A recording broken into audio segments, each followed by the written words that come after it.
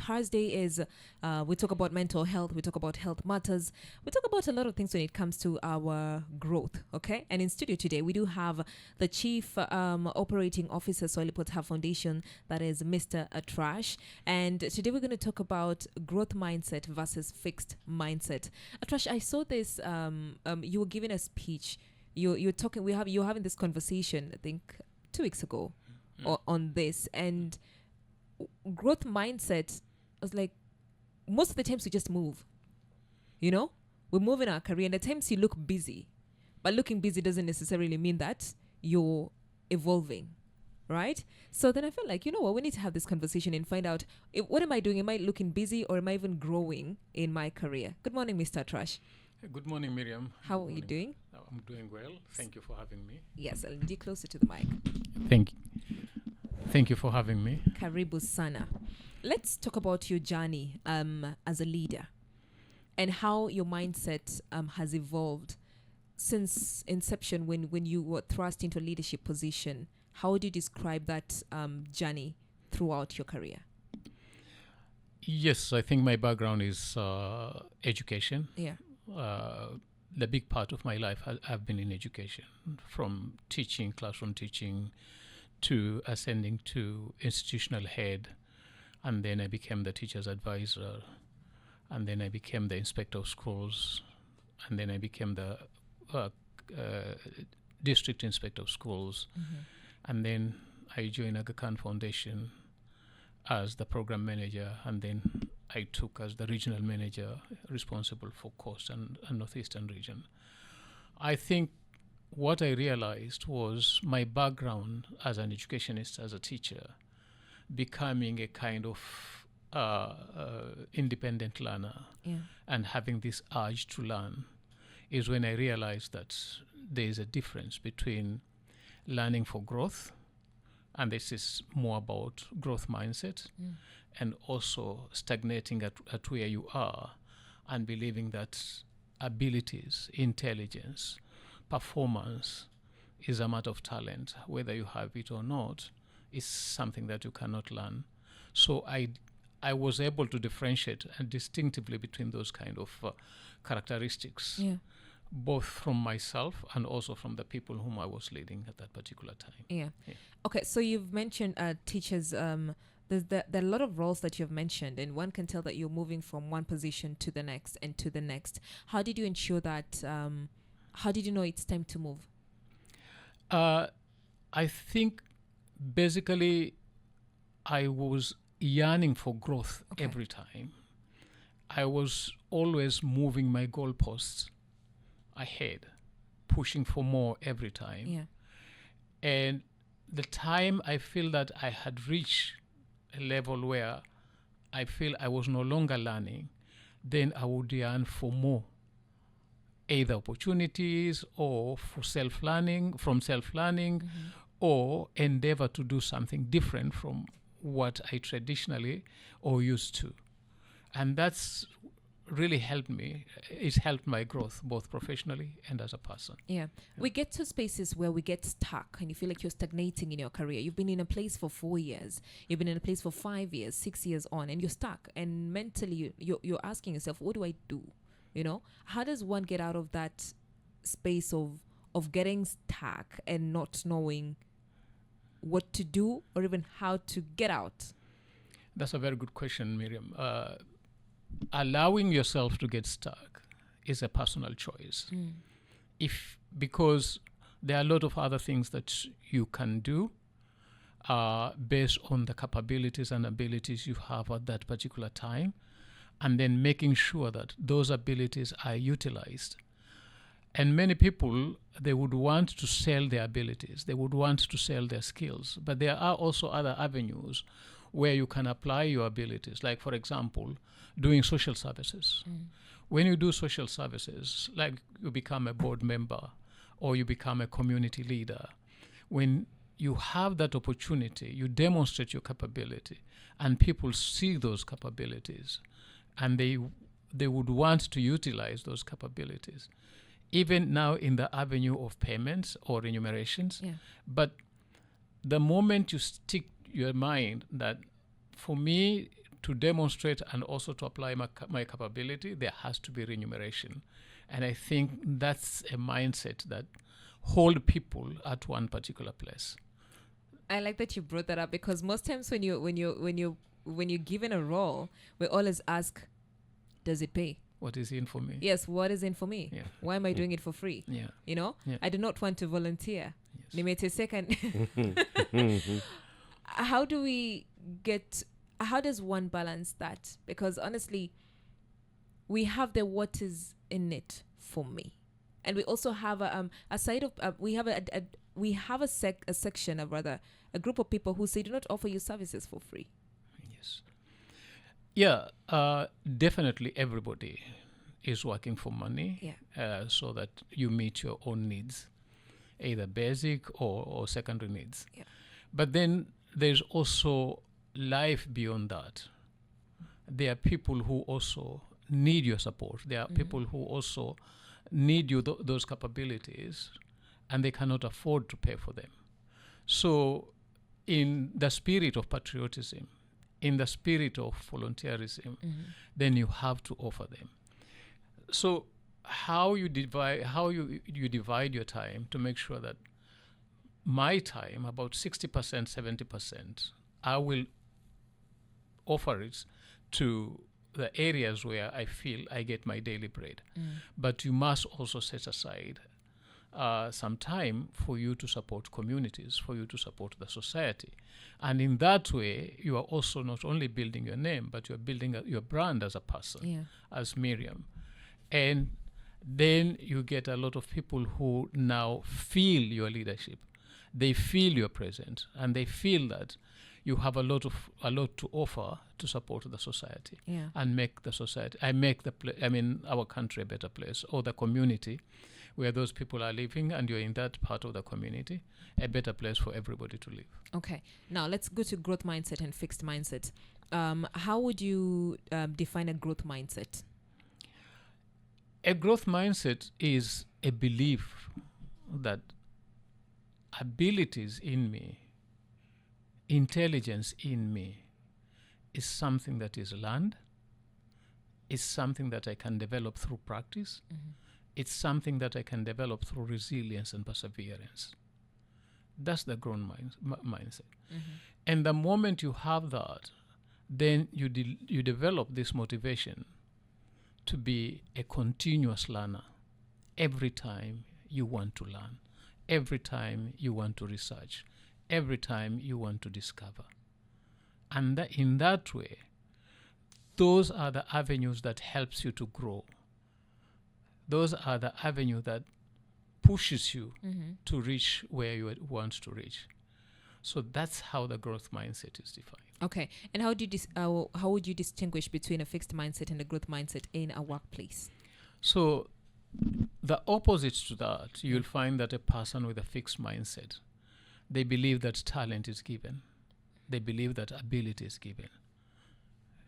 And that's why sometimes people use the excuse of God, that I was not born to be, I was not raised to be. Yeah. I see. So you will find that a good example in a workplace, let's take Swahili Port. Yeah. You'll find that Thrush and Miriam, and we are all trainers. One of our role as program officers is to train. But then you'll find that at Thrush, we're never facilitating the kind of a training workshop. The methodology that I use are flat, not interesting, not motivating. Yeah. And it continuously like that. But Miriam, in the first facilitation, found that the participants are not engaging. People are not interested with your facilitation. But then you take interest. Why? What is happening? And then you ask your colleague, you are there. You saw the situation in the classroom. Why do you think that happened? And you get into the process of learning. So growth mindset is about the process of learning and growth, while fixed mindset is about giving up and saying that this is not my thing. So they're not ready to learn. They're not ready to learn. Leo acha nitoe sifa zangu hapa Mr. Trash. ni mara ya pili umekuja hapa, na kila unapokuja huwa niko makini sana kusikiza maneno yako. Asante. Na unapoondoka, ile mara ya kwanza nilibeba kitu, nitakuja kukuambia siku kadhaa huko mbele. Sasa kwenye hii growth mindset, your fixed mindset, mtu anaweza akakaa akawaza vipi kwamba hapa nilipofika sasa sikui tena, hapa nilipofika siongezi kitu, na hapa nilipofika na haribu, na nitajitoaje hapa ili nitoke kwenye hicho kifungo cha fixed mindset? Mtu ambaye ni lazima aelewe zile qualities ama characteristics za mtu ambaye ako na fixed mindset. Ni kwa mfano, ukikumbwa na changamoto, maybe you give up very easily. Hutaki tena kuendeleza hizo changamoto. Jambo la pili ni kuwa ukifanya makosa, mtu akikutolea yale makosa, unaanza kuwa mkali. Hukubali, wewe ni mtu pengine hata hukuwa mkali, lakini you turn away na unaenda zako. Hukubali kutolewa makosa. You don't accept criticism kabisa. Hizo ndizo sign za kuonyesha kwa kuwa wewe uko na fixed mindset. Jambo lingine, kwa mfano kama mimi na wewe, tuna majukumu kazini, tunafanya kazi pamoja. Ndio.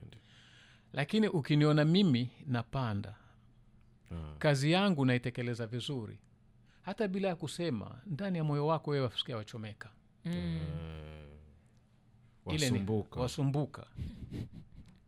Pengine usoni huonyeshi, lakini ndani ile huonyesha uko na fixed mindset, kwa sababu ile success of others haikufurahishi, kwa sababu wewe uko locked, huja open up. Kwa hivyo una ule mwenzako kama ni challenge kwako. Na ndio pale watu wanatumia excuses za hasidi, huyu ni hasidi. Sio hasidi.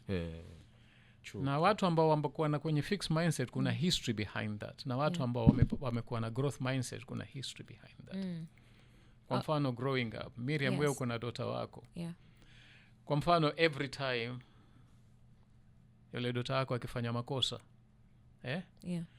unamcriticize in a negative way, so they learn to fix their mind. So all this is experiences people have grown over time. Zinawasaidia. Kwa hivyo jambo moja ni mambo ya upbringing. Huyu mtu ambaye anakuwa na fixed mindset, upbringing yake au malezi yake ni yale ya kumfanya a close. Akianguka mtihani skuli, anatukanwa. Pengine anachapwa. Bora ningepeleka ng'ombe shule. You know, Atrash, that when you're talking about upbringing, parents, right? Because this person was also raised by somebody. So the things that you also picked from, I always say the way I parent my daughter might not be similar to how my mom raised me, but there are a lot of elements, a lot of things that I picked. For me, there was a lot of freedom. There was a lot of room to question, right? And that's exactly what my daughter is. Now, for somebody who grew up, and if you wanted to speak up about something, then you could not. If you failed, then you could not. And I see it because it's so funny because how I interacted with my mom is so different with how my sister interacted with my dad. We're from the same family, right? And you see with how it's school, there was an element of, why are you not getting this? Why are you not this? Why? There was that. Yeah. And then from my end, it was a bit different. And you see, growing up, my mom tried to explain how, when it came to correcting her, it sort of really, really interfered with how she perceived things, right? Speak to the parents, because at the end of the day, we build our kids to be who they are. How should we talk to them? Jambo la kwanza, the first thing is that you do your best to make sure that you use a language, because language is power. You use the language that is not demeaning to a child. Let me give you an example. There was a day, and I'm sorry, I will mention my wife. It's okay. And we were together with me, her, and my last born daughter. Yeah. And then my last born daughter did a mistake, and she poured something. And in the fist of fury, my wife made a statement. "Unaona umefanya hii akili kama paka." Oh. That was really powerful. Yeah. That was really, really powerful. So sometimes, yes, in the spur of a moment, in the spur of anger, you can make those kind of statements. But then you need to realize the power of language, because even scientifically, they say that there is language intelligence also. So the moment you realize you have done that mistake, you have to come back and correct it. Because sometimes, yes, we speak through emotion, we speak through anger. And ultimately, my wife, even before I mentioned to her, she realized. Yeah. And then she did some few things to amend that with our daughter. So that is one. So for me, that is labeling. If you tell a child that akili kama paka, even today, my daughter jokes. Sometimes she calls me, "Daddy, akili kama paka," but it has become a concept of a joke now, and you can see she has outgrown that. Yeah. But then the moment you use that statement, then you have labeled that person, and not only a child, even an adult. True. When you label a person, you create an identity over that person. It's a negative identity, and then it remains in the brain, in the subconscious mind. How does a parent unlearn? How does a parent unlearn and also go back and rectify? You know. Yeah, the most important thing is you adapt to the most contemporary methods of parenting. That a child is not an empty slate. A child is not stupid.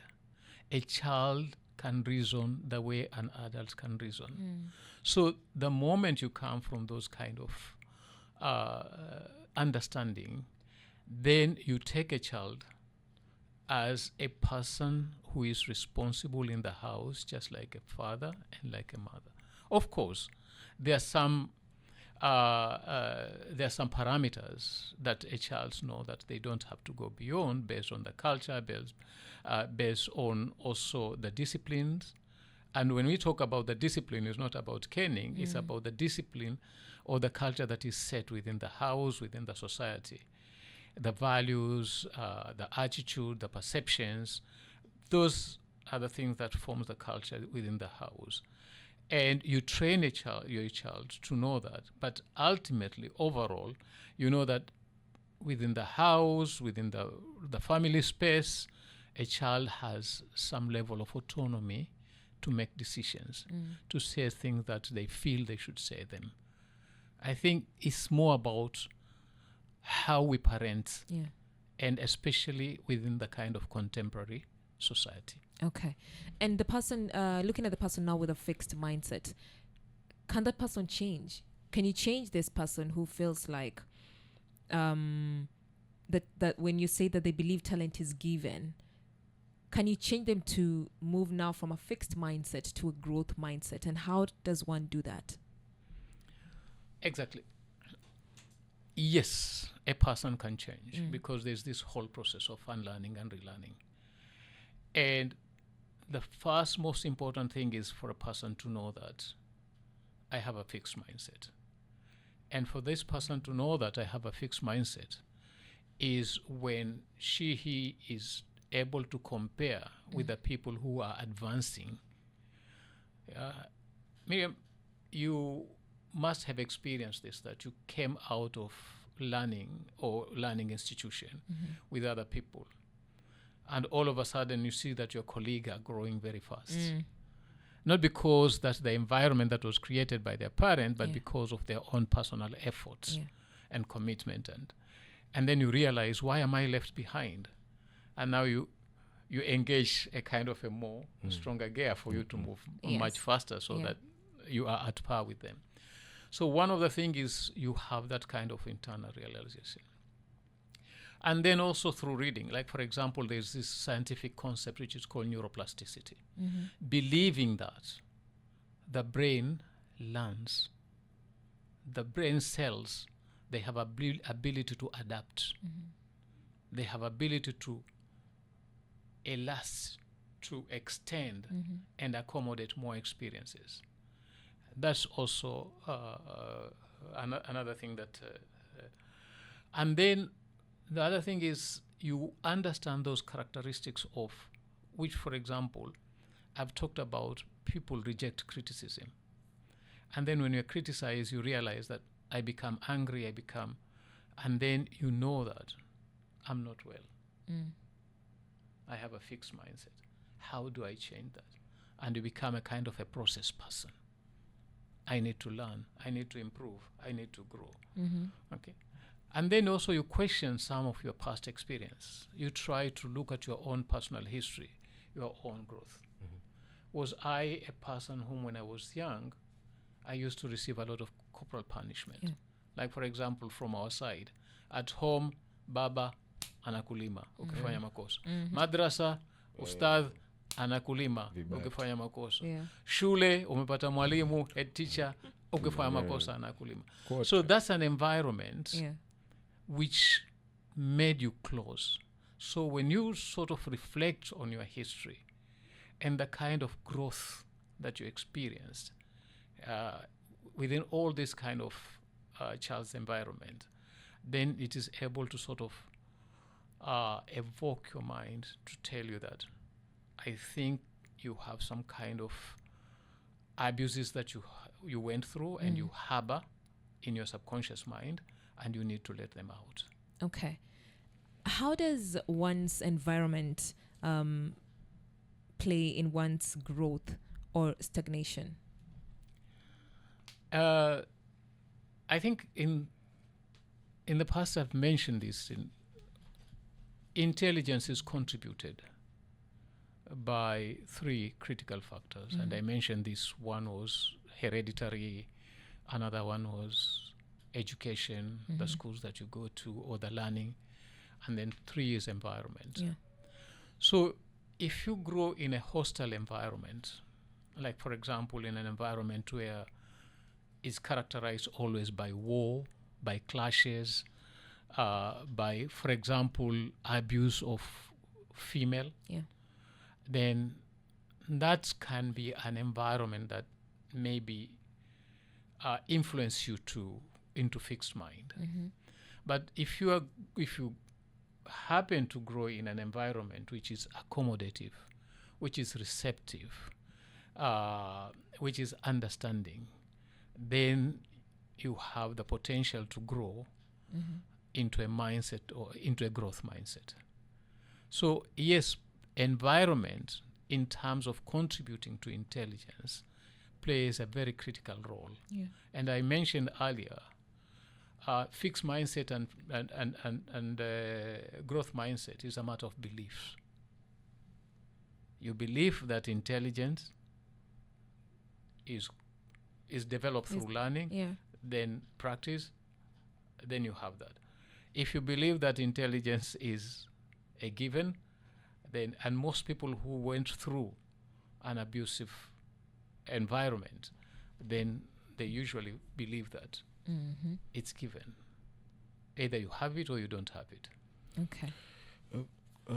Asubuhi hapa mi na Miriam tuko tunazungumza quote of the day. Yes. 21 day, it need 21. Let me see if I can get it. Yeah, 21.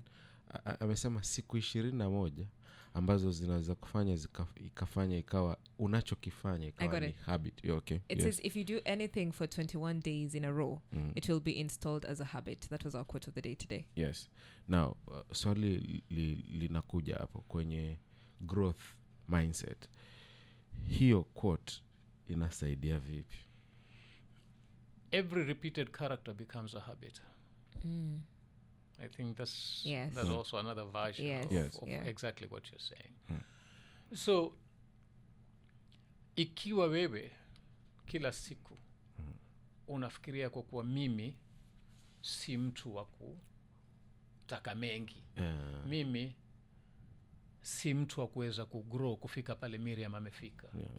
Mimi si mtu wa kugrow kufika pale Atrash amefika. That's you attune your mind through a kind of repeated narrative mpaka inakuwa now part of your behavior.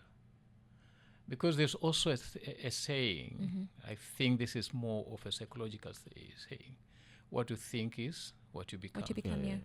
You see? So ndio hiyo kila siku wewe ukifikiria siwezi kwenda mimi siwezi kutoka hapa kwenye hii janga, and then you're stuck there for the rest of your life. And that's why katika malezi kila siku to encourage watoto wetu to think positively, and not by telling them, by demonstrating to them. Utaona sometimes ukiengage na mwenzako in a talk, in a dialogue, yule mwenzako ama wewe unaanza na positive, unaanza na negative. Ukiona mtu katika dialogue, katika talks anaanza na negatives, now that's how this person has attuned his thinking. And then utaona kwa kuwa now what we think, it informs our actions, and now the actions become negative. Sometimes they are not explicit, because human being, we are very good at wearing mask. Everybody wears a mask. Everybody wears a mask. There are some characteristics that you would never want even your closest person to know them. But it depends on how much do you hide behind the mask. And that's very critical. And for people with fixed mind, they hide a lot behind the mask. I like that. It's so deep. How do I... The times I sit down and I'm thinking, and I like what you mentioned about the mind and the fact that is the brain, that it can... Do you call it elastic? Elastic, yes. Yes. At times you sit down and you feel like, oh, there's so much potential in me, but I do not know what to do, and I do not know how to identify. Like, I do not know how to tap into my potential. How does one get to that point? Because as well, we might have dreams. We do have dreams, right? And they always say dreams are valid, but then you need to do something about it.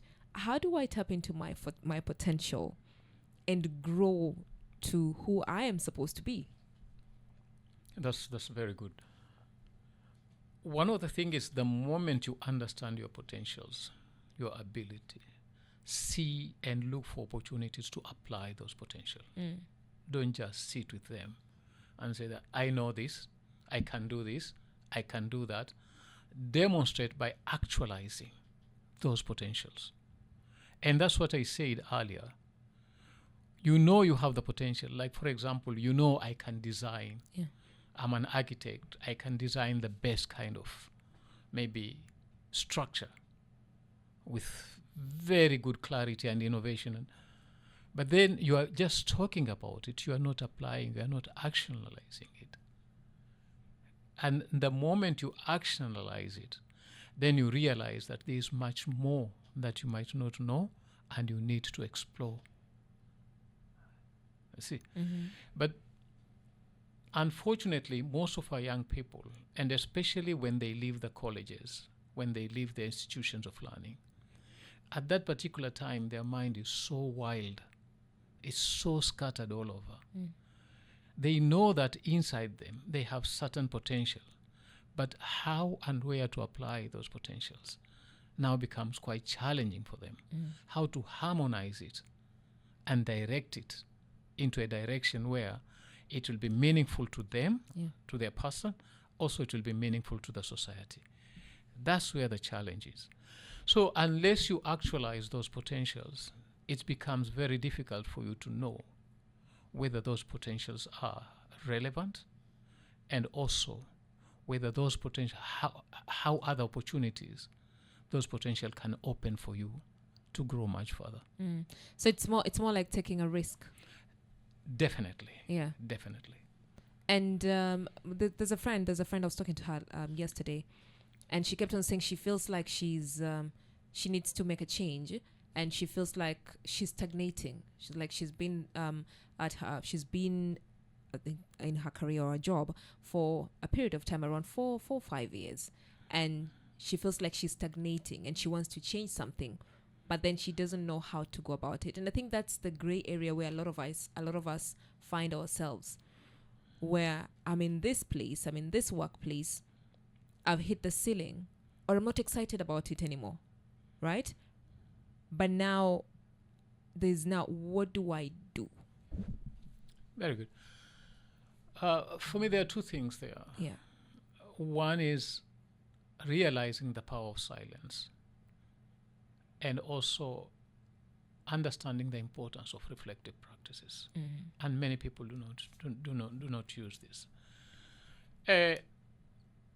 Sisi huwa twaenda tu kwenye maisha yetu. Yeah. Unajiona kwa kuwa I keep on doing the same things every day, and hoping that you'll change, hoping that you'll grow, hoping that you'll become a different person. But then you don't take time in your life and include it in your calendar and make sure that you sit in a silence and reflect, because there's power in silence. And that's why people believe in the mind, what we call that, in the mindfulness. And what is about mindfulness? Mindfulness is to sort for silence, the inner silence, and reflect. And the moment you do that, definitely things will come out the way you have been doing your life, and what other prospects and opportunities are there for you. But if you keep on doing without looking back, so that the history informs what you need to do in the future, then that's why you see that you continue doing the same things, always expecting that miracles will happen for you to get a different result. Yeah. How do I measure growth? For me, it's more, growth is relative. Yeah. It depends on how you define it. Some people will talk about professional growth. Some people will talk about personal growth. Some people will talk about family growth. Let's look at, I want us to look at both professional growth and personal growth. Thank you. Yeah. Now, when we come to professional growth, in the matter of time, you want to assess what were the skills. You do your, like for example, I can use a tool called skills audit and be able to measure myself. What skills did I come into this job with? Or in the beginning of the year, what were my capabilities in terms of skills, in terms of knowledge, in terms of attitude? And by the end of the year, what kind of additional skills have I got? Okay. What is my perceptions and attitude about this work that I'm doing? Is it still negative? Yeah. Do I feel that I'm being manipulated? I'm being used and under-remunerated? Yeah. If you still, by the end of the year, you are still with that mentality and you have not changed, then you're not growing. By the end of the year, you feel that you only stand behind the mic and speak to the audience, and you have not added any other, then you're not growing. You're stagnating. Yeah. Deep. Very deep. And personal? Personal growth, basically, you are looking maybe at income. Yeah. Like, for example, I started a year and I'm earning about 50,000 a month gross salary. I don't have any other sort of income. This is just an example. And by the end of the year, maybe your plan, out of the 50,000, you'll make savings. You'll buy a treasury bond by the end of the year of, let's say, 50,000. You have made a savings of 50,000. You are buying treasury bond so that the treasury bond becomes your side income. Yeah. And by the end of the year, you have been consuming the entire 50,000 every month end, and you keep on complaining, salary yangu mimi ni kidogo, how can I save? Yeah. I have 2 children going to school, how can I save? Yeah. You continue stagnating. How do we get out of that rat race? Basically, it's about taking decision and be able, like for example, when we come to personal, you are earning 50,000, you've got 2 children at school, then what kind of life will you frame to make sure that at least you save, even if it is 5,000? And when you save 5,000 monthly, I'm sure you will reduce maybe the kind of nutrition at home. Yes. You'll do everything possible. For somebody who has the growth mindset, that's a learning process. That's a resilience kind of value that you are adapting as a person to make sure that by every means, I will speak to the teachers, okay, to allow that I don't pay tuition money. I only pay school fees, but I don't pay tuition money. I will talk to my employer if I come late so that I walk from home to the office. Yeah. For you to be able to save that 5,000 so that by the end of 10 months you have 50,000 and you buy a treasury bond, knowing that when I buy the treasury bond, I will have some kind of additional income to improve my life. Yeah. It's speaking to us, eh? Anagonga. Anyway, it's, Mr. Atrash, kuna swali hapa. Kuna situation hizi za watu wana compromise. Una compromise kwamba akifanya hivi nitaacha ili wewe ni kufit kwake ama yeye afit kwako. Hiyo situation ina impact gani kwenye growth ya mtu, kwenye mindset ya growth ya mtu, hizo situations za compromise? Tukija kwenye aspect of compromise, tuangalie kidogo nyuma. Wewe umekuja, you have come into that engagement. Yes. Umekuja katika ile kama ni discussion, kama ni negotiation, mainly negotiation. Umekuja kivipi? Ukija na fixed mind, then compromising becomes a little bit difficult. Lakini kuna term inaitwa open conscious mind. You come in with an open conscious mind. Unakuja ukijua you want to be objective in the negotiations. So that whatever you compromise, it fits within those objectives. Lakini ukija na fixed mind or fixed idea, not fixed mind, fixed ideas, then even your compromising they become compromised nazo pia. So mara nyingi tunaangalia katika negotiations, wakati umecompromise based on objective facts, figures, or umecompromise based on your own personal perceptions and ideas. Hiyo ndio vitu na mara nyingi mtu ambaye ana growth mindset huwa anapenda akiingia katika those kind of negotiations. Unajaribu sana kupush aside biases. Kila mwanadamu ana biases. But if you can sort of forgo those biases, and it's not easy. Yeah. It's something that needs training, because even in the moment of negotiations, those biases keeps on coming. But when they keeps on coming, you adapt a strategy to push them aside and say, let's be objective. All right. Yes. Okay, and now, as I'm still looking at career, what common mistakes do you think we make at the early stages of our career that might lead us to not having the kind of life that we should? The biggest mistake professional make is complacency. Break it down. The moment you have this attitude of complacency, to say that, like for example, Miriam, You're a super orator. Thank You guys have listened to you, all of you. You have this very strong oratory ability. Yeah. Today at Rush is telling you guys have very good oratory ability both in English and Kiswahili. Yeah. You go outside, people say the same about you. They applaud you for that, and then you feel that, oh, I have reached. Yeah. I don't need to. So the moment you feel complacent that, now I'm on top of things, Yeah.